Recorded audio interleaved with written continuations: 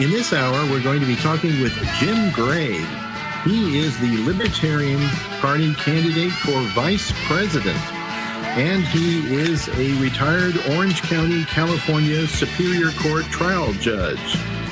He is the author of the book, Why Our Drug Laws Have Failed, a judicial indictment of the war on drugs. Jim Gray, welcome to Live and Let Live. Well, thank you, and what a great title for a show, and what a great title for a life and a political philosophy. So it's nice to be with you. Well, Jim, you are running for vice president, and you're running with Governor Gary Johnson, the former governor of New Mexico, as the candidate for president of the Libertarian Party. Yeah, it's a great name, too, isn't it? It is a great name, yes, indeed. And I was wondering, what sort of campaign does a candidate for vice president run? Well, that's funny because I basically consider myself, I'm the candidate, I'm the mouthpiece, and I just go where I'm told to go and stand up and talk when I'm told to stand up and sit down when I'm told to be quiet. And right now I'm traveling a fair amount. I'm in Anchorage, Alaska at the moment. Wow. And I'm on the campaign trail. You're in Anchorage, Alaska. That's amazing. So you really are traveling around a lot. I came from Seattle yesterday, and no, I'm traveling around. I don't see the Governor Johnson very often because we almost never go to the same places at the same time. Well, I guess that's good. What are people talking to you about? What sort of feedback are you getting from the voters? The thing that is on people's minds, as well it should be, is our economy and jobs. And when we say, because they haven't focused quite enough on this, that for every dollar the federal government now spends, it's borrowing 43 cents, they are aghast. And they realize that, our children's future is definitely in trouble, and our grandchildren are bankrupt. And so then they're responsive when we say that we will submit a balanced budget to Congress in 2013, and that we will put the heat on Congress to live up to this and to pass a balanced budget.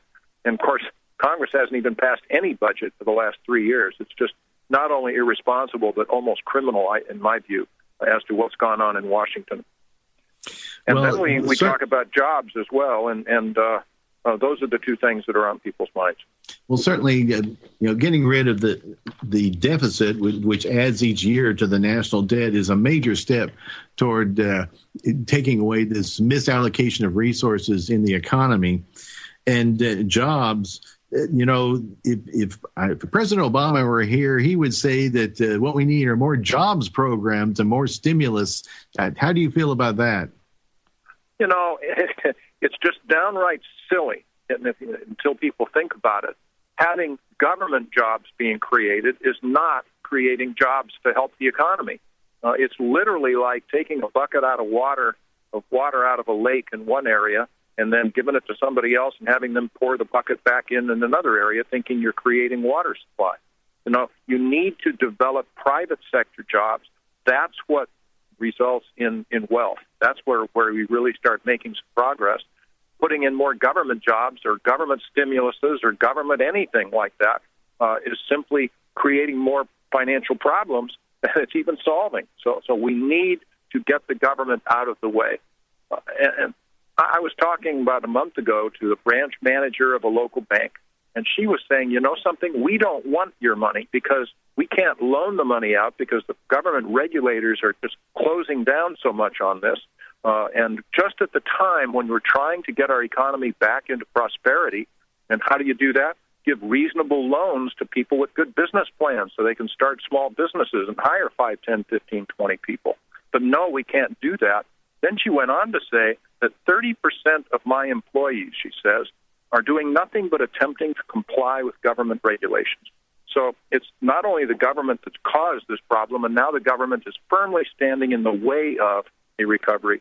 So we need Governor Gary Johnson, who understands that and not only talks a good game, but while he was the governor of New Mexico, actually vetoed something on the order of 750 excessive spending bills. And even though he was a Republican in a Democratic state, only 2 of those were overturned by the Democratic legislature. So he has done it, And honestly, one of them was my favorite, and that was he received a 260-page spending bill. He said in his veto message, I don't have even time to read this. Take it back and only make it more concise, tell us exactly what you're talking about, and I'll look at it.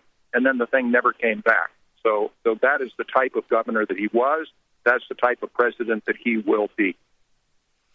You said something, Jim, that set off alarm bells for me. You said that you talked to someone working in a bank, and they said that government regulations were so bad that the bank could not make loans. Is that what you said? Yes, sir.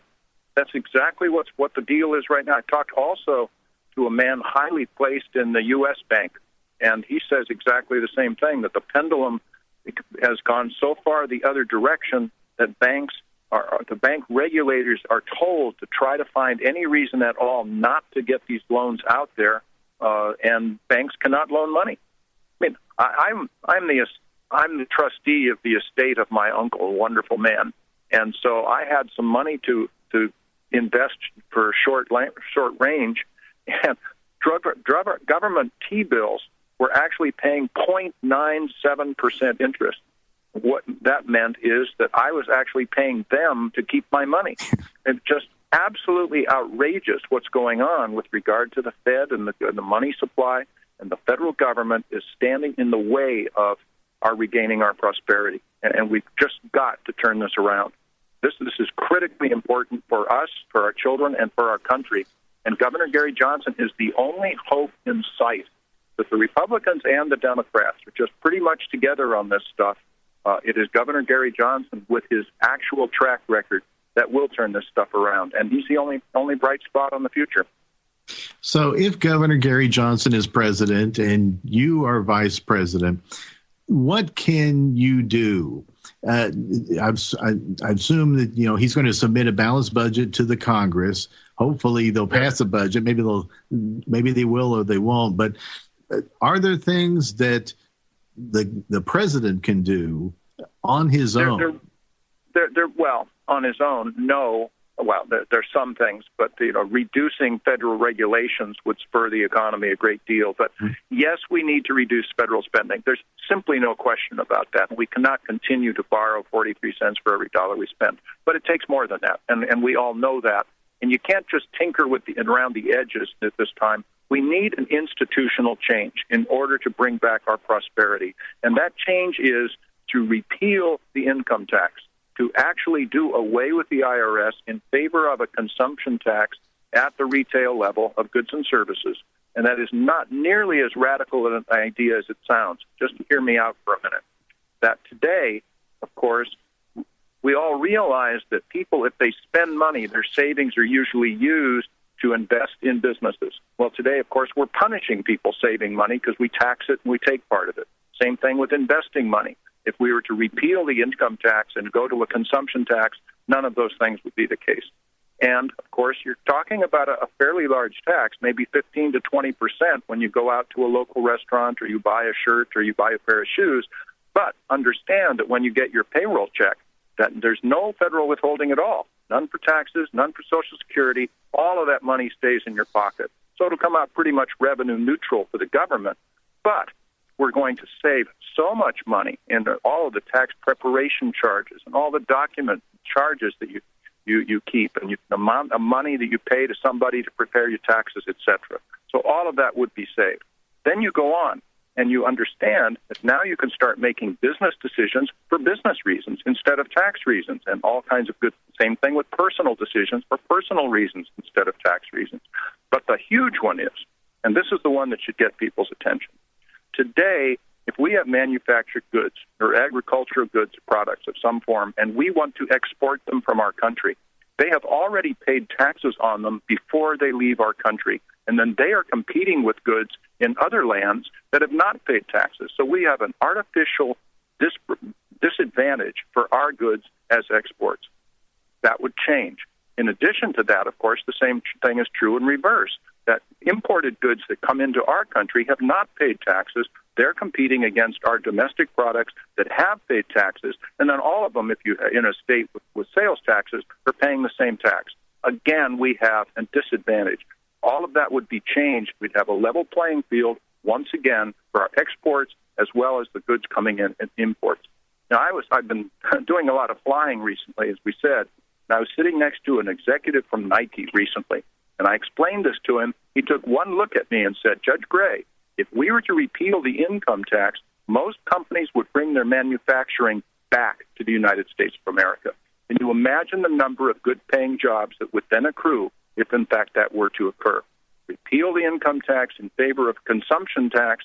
That is what Governor Gary Johnson and Judge Jim Gray stand for, and that will bring prosperity and jobs back to the United States of America.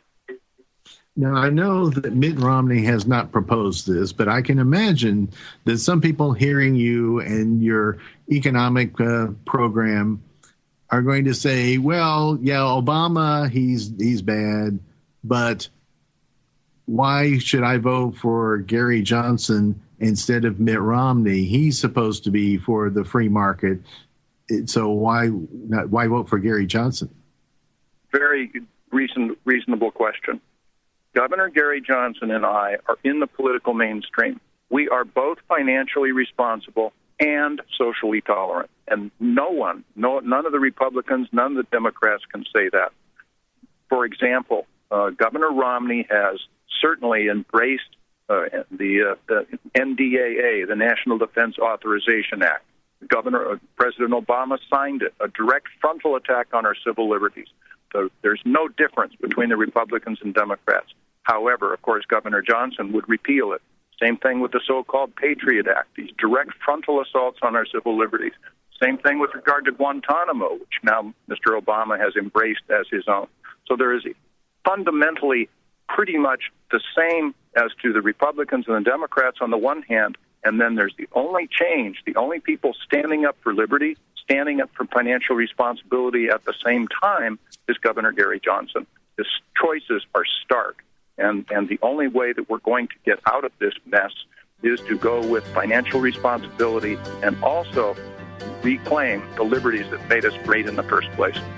We are talking with retired Orange County, California Superior Court Judge Jim Gray. He is the Libertarian Party candidate for Vice President. You can check out the campaign at GaryJohnson2012.com. You're listening to Live and Let Live on the Logos Radio Network. I'm Gary Johnson. We are talking with Judge Jim Gray. He is the Libertarian Party candidate for Vice President, running along with Gary Johnson, the former governor of New Mexico. He is a retired Orange County, California Superior Court judge, and he's the author of the book, Why Our Drug Laws Have Failed, a judicial indictment of the war on drugs. He's also the author of other books about being a judge, and he was a judge for, about 20-something years? How long were you? Actually, about 25 years. I was blessed to have the job. It was a great job, and I thought I did it pretty well. Do the right thing for the right reason, and it's a great, exhilarating position to be in. What kind of judge were you? I was a good one. But, I mean, did you have criminal cases or civil cases? What kind of court were you? Yeah, in 25 years, I pretty much did everything. I'm a former federal prosecutor in the United States Attorney's Office, and then was on the lower trial court, where about 85% of that is criminal work. And I was elevated to the Superior Court, which is the upper work, and I did, mental health and juvenile and a lot of civil and probate, lots of different things. So I've pretty much done everything in 25 years. And it was, again, it's just a great position to be able to be in. You know, one of the things that an executive, like a president, does is appoints a lot of judges. What sort of advice do you have for Governor Johnson if he becomes president? You want someone who will follow the law. You want someone who is experienced and wide-ranging, and we're probably the ultimate generalists. I would not appoint anyone, if I could help it, to the appellate court that did not have trial court experience as a judge. And then once they've been a trial court judge, you can see what they've done in action, not what they say, not how they fill out their forms, but what they've actually done, their work ethic, their demeanor, as well as, of course, their principles. And there's just no substitute for experience in that regard. And honestly, I believe, and I don't know who Mr. Romney is going to select as his vice presidential candidate, but I believe that I am much more experienced than any of the other vice presidential candidates will be, because they will not have been on the bench for 25 years.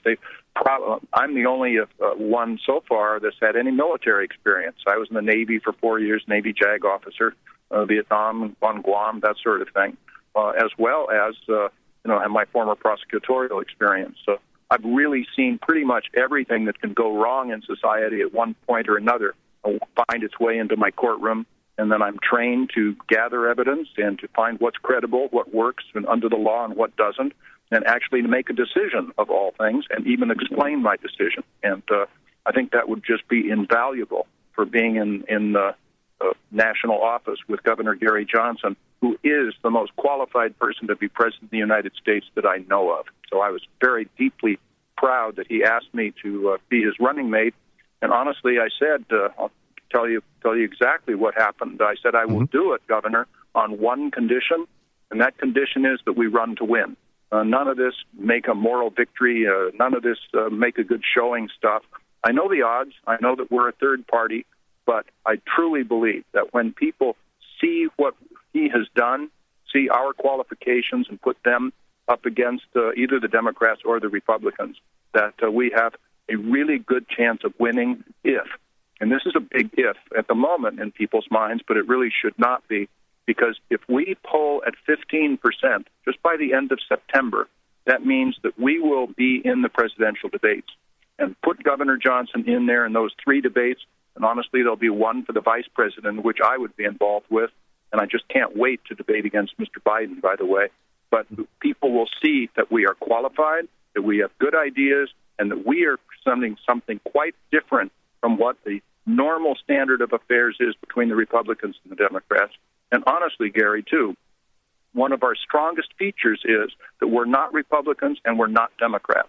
And what do I mean by that? Because if you have a Republican in the White House, the Democrats will line up against them. And the same thing is true, of course, if you have a Democrat, the Republicans will line up against them. You come up with a good idea, the other party, as they show day after day in Washington, will try to squelch it because they're not going to want to get the other party credit for anything that happens.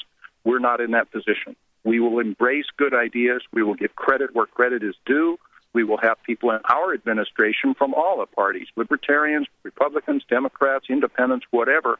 We'll be doing this on merit, and then we have something that's going on. We'll have some people that are Democrats in our administration or Republicans or whatever. They can talk to their folks and say, come on, guys, this is a good idea. Let's embrace it. So we have that feature that they do not, and we'll get rid of this bipolar politics that's going on in Washington today. And if that isn't good enough, we'll go over the heads of Congress to the people and say, wait a minute, this is something that really has to happen.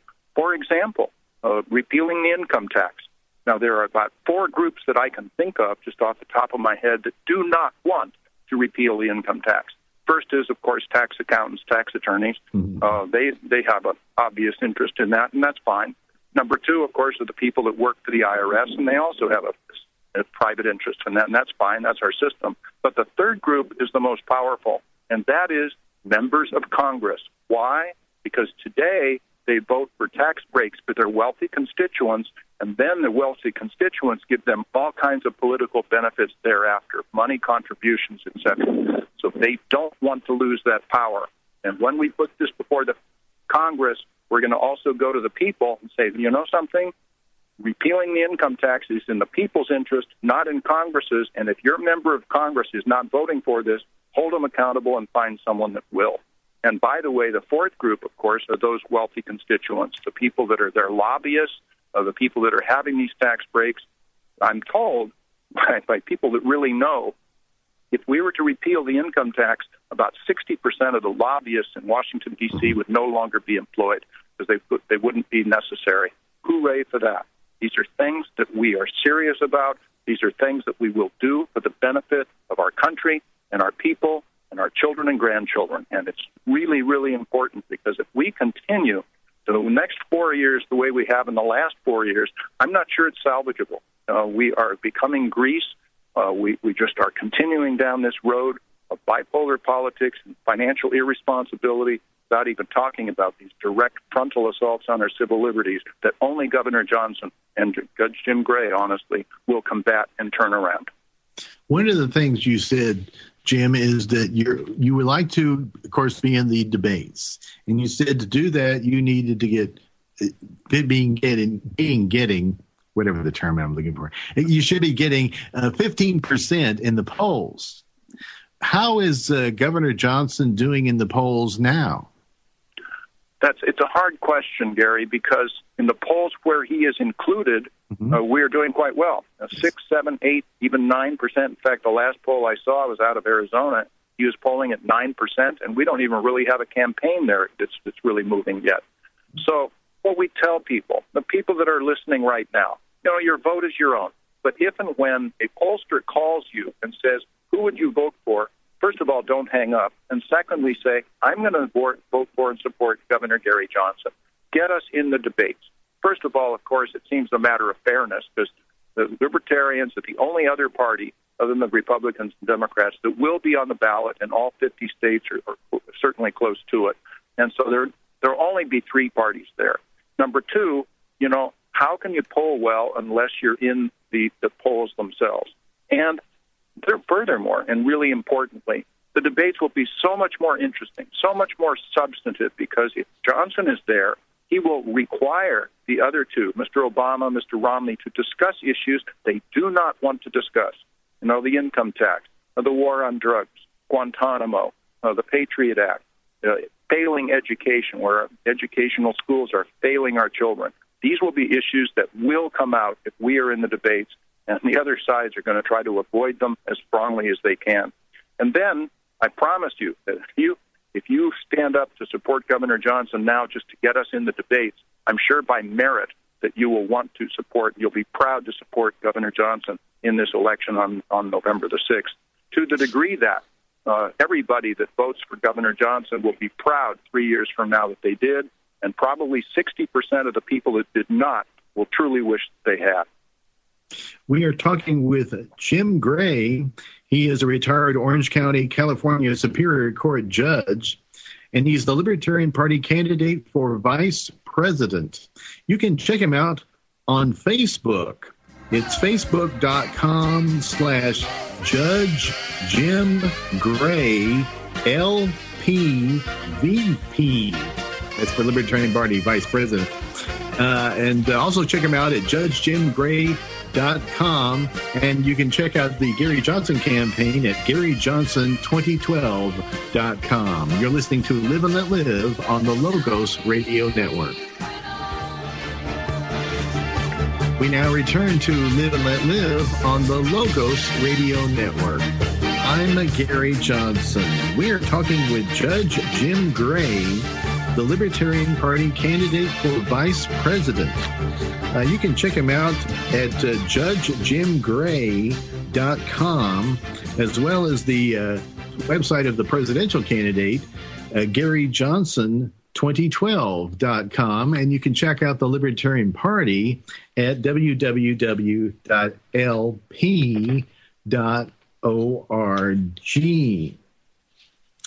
Judge, the Supreme Court ruled a few days ago on the Patient Protection and Affordable Care Act, also known as Obamacare. You're a former judge. You were on the bench for more than 25 years. What did you think about the Supreme Court's decision? I was very surprised. I felt that if, in fact, they were going to uphold it, they would use the Commerce Clause to do it, which I think was colorable, particularly after the Angel Rach case, which is a medical marijuana case, and the Supreme Court found that Angel Rach was raising marijuana in her own yard for her own use for medical marijuana purposes. But they said that, well, if she weren't to raise her own marijuana, that then she might buy some marijuana that had been in interstate commerce, and that was enough of the connection to the federal Commerce Clause. So I felt, well, It's the same thing that applies with regard to insurance. That, Gary, if you don't buy the insurance, that means that my insurance rates will go up or it'll be more expensive, so that would affect interstate commerce. I thought if they were going to uphold it, that that's what they would do.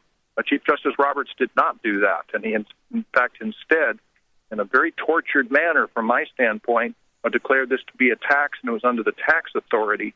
It was a direct tax, which means that the Congress didn't have the ability to do that. But at any rate, I think it was tortured. I think it's just a shock to me. I think that's a major mistake. Having said that, because it's going to really work to Mr. Obama's detriment, had the Supreme Court, in effect, taken that away, then he could have said, I tried to protect the poor people and all the rest of that, and that nasty Supreme Court undid it. Well, that didn't happen, and now everybody is going to see that this was so badly drafted, so badly thought out, so hideously expensive and unworkable that it's really going to work to his disadvantage. And, of course, Mr. Romney, it was almost patterned after what Mr. Romney did in Massachusetts. It's only Governor Gary Johnson that will stand up and say, no, it's the free enterprise system. I'm older than maybe a lot of people listening, but I was raised in the 50s and 60s, and at that time it wasn't even a topic of conversation that we cannot find reasonable medical care for reasonable prices. I mean, that just wasn't on the radar. We weren't closing emergency rooms, just wasn't discussed. But then about the middle 1960s, President Lyndon Johnson started the government getting more and more involved in our medical care system with Medicaid and all the rest of that, Medicare, I mean. And now the government is completely involved, at least under Obamacare it would be. And so now that is what's caused the collapse, the catastrophe that is going on in our healthcare system today. Get the medical control back to the medical doctors and the people themselves. The people themselves start spending their own money instead of third parties, because it's a lot easier for me to spend third-party money. Sure, I'll just take the most possible because I don't have to pay for it. But if I do have to pay for it, then I will get quality. I will get the amount of medical care that I need, or the price that should be spent. The cost will come down, and we will regain that excellence in our whole system. So it's just it couldn't be designed any worse than it is right now. But people are going to see it. They're going to respond to it. They're going to rebel from it. And Governor Gary Johnson will get a lot of benefit from that, and then we will repeal it when we are elected in November. Well, that you answered my question. So if Gary Johnson and you are elected president and vice president, your plan is to repeal the government takeover of health care. Yes, we would certainly. Of course, we can't repeal it. We would have to go to Congress to repeal it, but we will use that megaphone that we will have from the White House, and people will see it for what it is, which is a catastrophe in the making, and we will strongly try to repeal that measure. So, and I asked this question, you're talking about complete repeal, you're not talking about fine-tuning it or making it work. I am saying, let me be completely clear, repeal of this entire measure. Now, that is not to say, I was in the Peace Corps. I care about people, and I know that there's some people out there that are mentally ill, they can't take care of themselves, and we're libertarians. That doesn't mean that we believe in no government. Of course, we believe in self-government. But the answer really is, and the difference between us and the Republicans and Democrats is, they consider government to be the first resort. We consider government to be the last resort. So let's filter out those people, basically like you and me, Gary, who can take care of ourselves, and let us do that without government interference, and things will get much better right away. And then there are some people that cannot, and let's address them, but after we have tried to have people take care of themselves, and then you have various philanthropic organizations, charitable organizations, religious organizations, and they will step forward once again and take care of people because people naturally are caring about that. And then those that are left, we will have a safety net through the government. But let's spend the money not on all this administration and bureaucracy and fraud and the rest of this. Let's just spend the money on medicines, on doctors and nurses, and take care of it that way. So that's what we will do. We will reclaim our excellence in the medical in the healthcare system, but not have the government dictating all of this stuff. And I'll end this comment by quoting P.J. O'Rourke, who said accurately, if you think healthcare is expensive now, wait till it's free. All right. Well, let me kind of segue here, Judge. Related to health care is the subject of drugs. And I know that you have been a longtime advocate of reforming the drug laws, and in particular, ending the war on drugs. You wrote the book, Why Our Drug Laws Have Failed. And I know that you and Governor Johnson share these views, but in your own words, what should be done about the war on drugs? Well, we first of all have to realize that we're facing two rather substantial problems in our society today. And one is the harms from various drugs themselves, and I'm not minimizing them. They certainly can be addictive, they can be harmful, but the second problem is far worse than the first one, and that is the harms from drug money. And I'm a former federal prosecutor and a criminal defense attorney in the Navy, and then, of course, an experienced trial court judge as well. And I'm here to tell you without fear of dispute that the harms from drug money are vastly worse than the drug harms will ever be. We are, put it this way, the term controlled substances is the biggest oxymoron of our lives today. Why? Because as soon as you prohibit a substance, you give up all of your ability to control it whatsoever. You know, all of these critical issues of quality and quantity and place of sale and licensing, age restrictions, they're all abandoned. You have nothing to say about those whatsoever, so they're by default go to the bad guys, to the Mexican drug cartels, to the juvenile gangs, to a bunch of thugs. You know, they don't ask for ID. So it's easier for our young people to get marijuana, for example, today, if they want to, than it is alcohol. Why? Because, again, the bad guys are not asking for ID. So we couldn't do it worse if we tried. So let's start with marijuana. Let's repeal the federal laws with regard to the prohibition of marijuana and allow each state to decide how best to address this problem. Now, I was just in Seattle over the weekend, and the state of Washington has an initiative on the ballot in which they would treat marijuana like alcohol. And I'm strongly in favor of it. Governor Johnson is too. We have endorsed it. It will bring in hundreds of millions of dollars of revenue to the state of Washington, which part of those will be used for drug rehabilitation and drug treatment. Part will be used to pay teachers and firefighters. Some will just go into the general fund. And by the way, and your listeners have to know this, when I was on the bench, there were several times, 7, 8, 9 times that I can remember, in which I was sentencing, they all happened to be young men, for being under the influence of methamphetamines.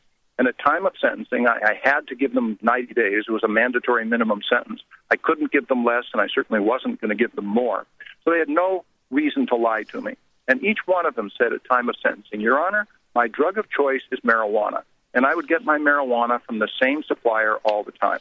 And one fine day, unbeknownst to me, he sold me some marijuana laced with methamphetamines. I smoked it a few times, and I got myself hooked.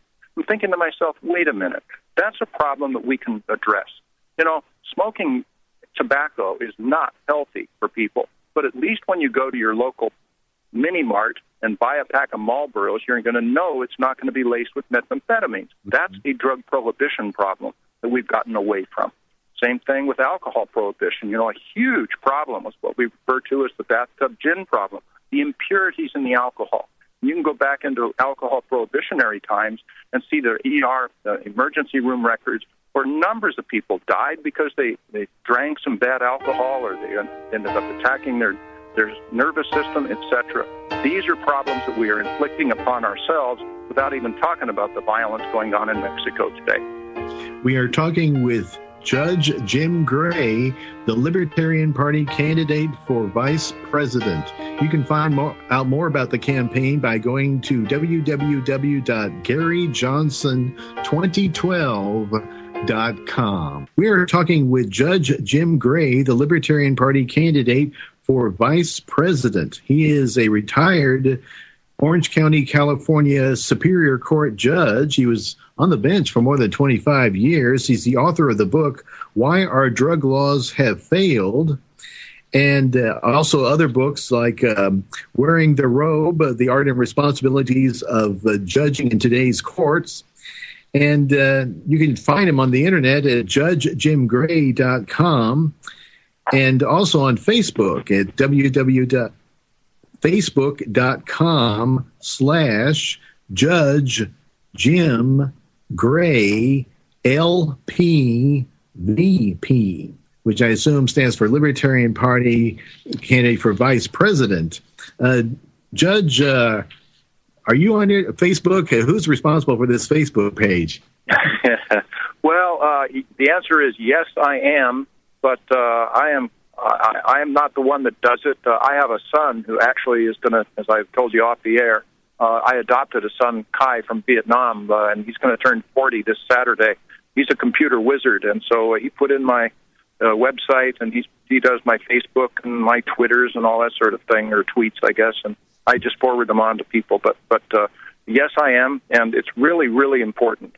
We were talking earlier about just helping us get our 15% polling nationally to be in the debates, and the way that people can do it, if people here listening who care about this and sees what's going on with our country, and honestly, if you're content with the quote-unquote leadership that the Republicans and Democrats have provided our country in the last 12 years, fine. Vote for Mr. Obama or vote for Mr. Romney. But if you're not, you owe it to yourself and your country to seriously consider voting for Governor Gary Johnson.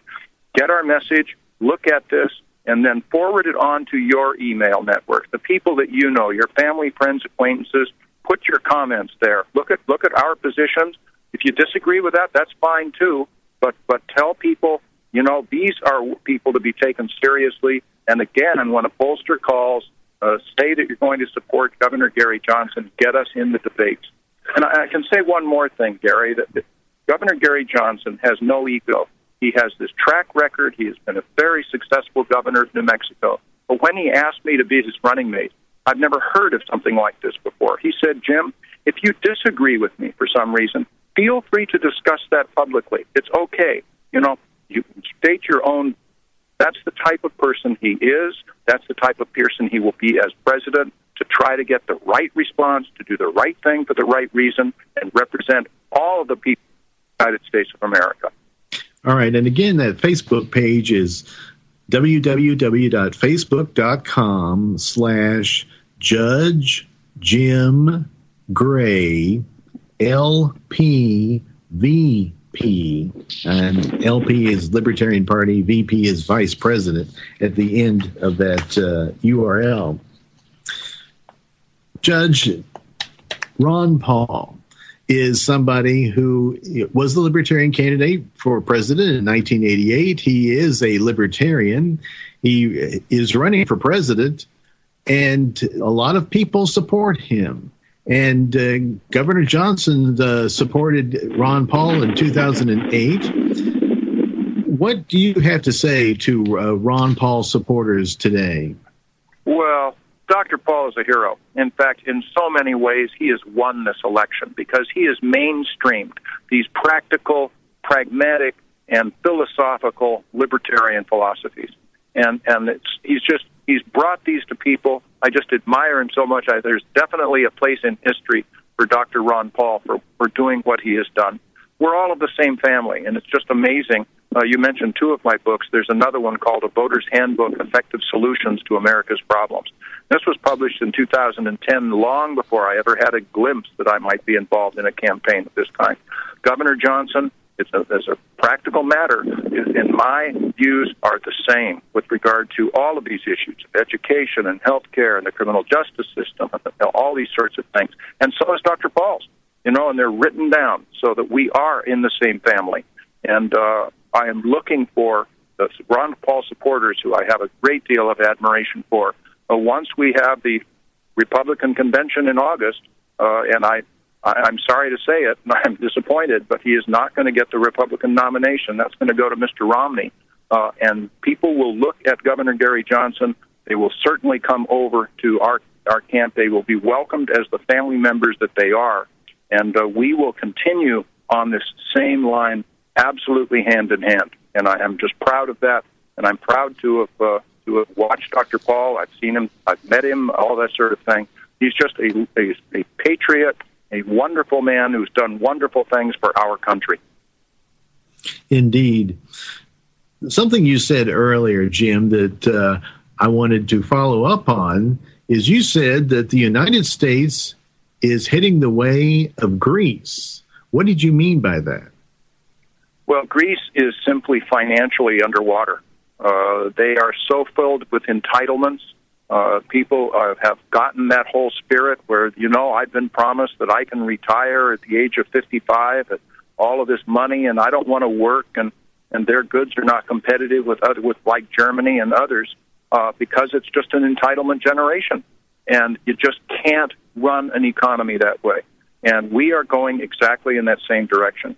And you know as well as I do, Gary, for decades we have been looking at countries in Latin America and around the world, and they've had inflation and they've had problems. And we have sanctimoniously told them, you have to tighten your belts. You've got to do things for the World Monetary Fund. In order to get these loans, you're going to have to stop spending so much and borrowing so much money. Well, now it's time for us to follow our own advice. And if we don't, and I assure you that Mr. Obama is not going to do that. I mean, he's proved that. He's just going to spend more and more, borrow and spend more and more money.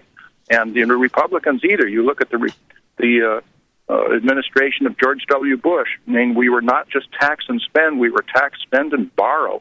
And that's exactly what the Republicans have done. That's what the Democrats have done.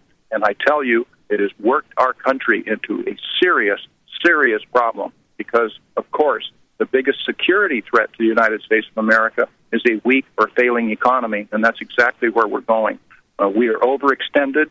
We have military bases, my goodness, in something on the order of 130 or more foreign countries. We have about 900 to 1,000 military bases there. If they're necessary for our defense, just like Dr. Paul says, keep them there. That's fine. We're not isolationists, but most of them are not. Let's bring those people home, reduce those expenditures, and probably along the way make ourselves much more secure. First of all, we're not going to make so many people mad at us.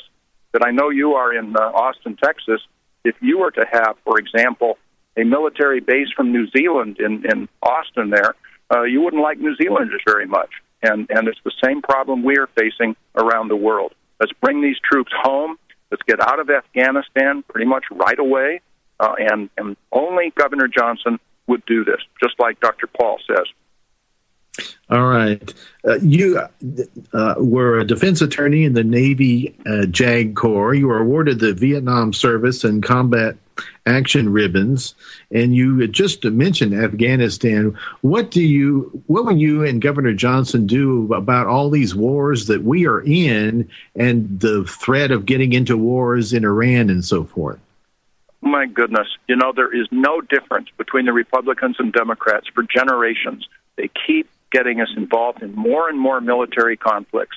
And Governor Johnson, again, we're not isolationists, but we're going to use our military only for defense. If we are attacked, God help the other side, and we're going to have our troops primed and ready. I've seen what happens when my own experience in the military, when they're not well prepared, and we're going to have our troops well taken care of. But we're going to only use them when we are attacked. We're going to only use them for our defense. We're not going to send troops to Somalia, for heaven's sakes, or to Sudan or Afghanistan. We're going to bring those troops home. And these are simply stark differences between what the Republicans and Democrats would do on one side and what Governor Gary Johnson and Libertarians would do on the other. And I think when people see this, they're going to fully agree that the Republicans and Democrats are simply done it wrong. And only we will stand up and we'll take whatever heat we need to. Because, again, anybody that attacks the United States of America will certainly regret it under the Governor Gary Johnson administration.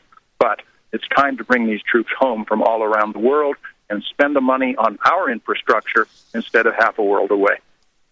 We only have a couple of minutes left. So I want to ask you a kind of a double question here.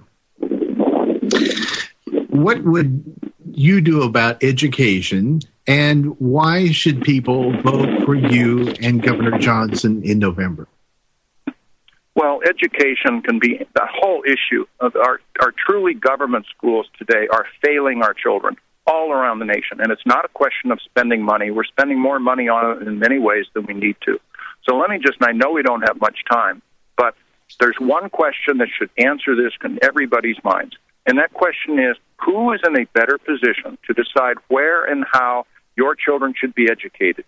You as the parents or the government? And I think the question to that is very easily answered. You know, if the parents can choose where their educational money is going to be spent, they will demand excellence. They will demand innovation. They will take their children away from a non-performing school and take them to a school that does perform. And whether it's going to be because they want to become a PhD in psychology, or they want to be an aircraft mechanic, or they want to be a laboratory technician, whatever, they will find the education that their child needs. These are things that Governor Johnson has done in New Mexico. These are things that I have done on the bench, put in programs that work. I am asking your support. I am telling you that you will be proud to have supported Governor Gary Johnson, who is the most qualified person to be president of the United States that I know of, and you will truly regret it, on my view, if you do not. Let's not put yourself into that position. Governor Gary Johnson will lead us back to prosperity, equal opportunity, and civil liberties. Judge Jim Gray, the Libertarian candidate for Vice President, thank you for joining us on Live and Let Live. Pleasure. We'll do it again. Again, the website is GaryJohnson2012.com. This program was directed by Nate Thomas. The executive in charge of production was Deborah Stevens. I'm Gary Johnson. Good night.